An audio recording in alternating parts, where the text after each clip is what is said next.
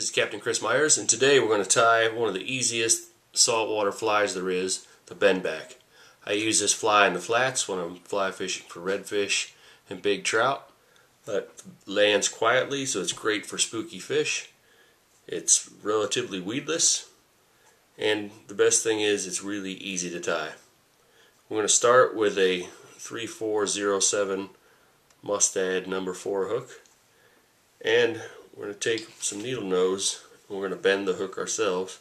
Just stick it in there, and we don't want to put too much of a bend. We just bend it down just a little bit. So this is what you wind up with. And we're going to put the hook in our vise. In this first step, put the thread on. This first step you can either skip it or use it, depending on how much of a hurry I'm in. And today I'll show it just so you can see what it looks like. I'm going to wind this down towards the bend. We're going to tie in some sparkle braid just to color up the belly. Tie that in.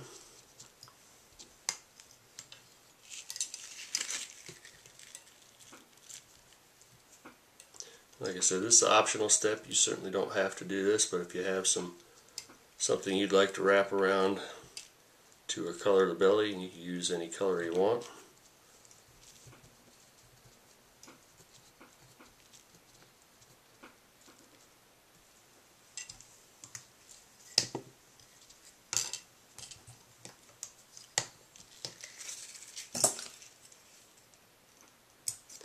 Now all we have to do is add the wing.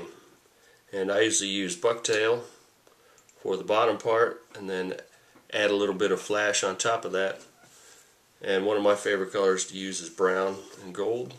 So we have a Bucktail. Just come in, and the thing is, you don't want to make it use too much. Less is better than more. If you put on too much, the fly will not sink very well. It makes it a little harder to cast.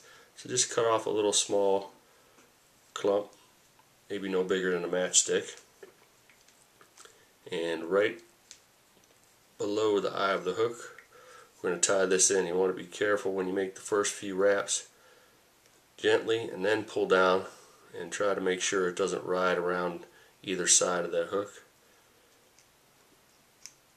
And we're going to tie this in, and I'm going to lift it up and come behind it, make a few wraps underneath. That helps that wing stay up, which is going to make this fly ride hook up, because we want the fly to ride just like this. So this wing staying above the hook point will help that fly to ride up. So finish tying that on. At this point you can add a little dab of glue if you want. Just use hard as nails. Then we're going to tie on the flash, and our fly is done.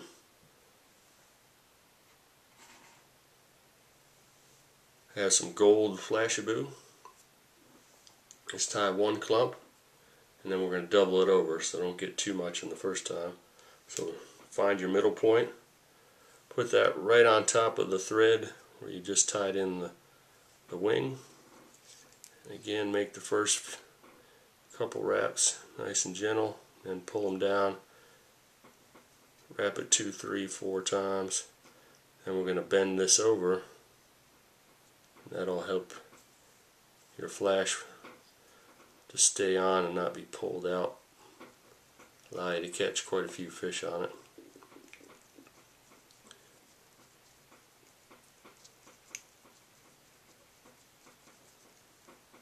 And there you have the finished product. I just whip finish it.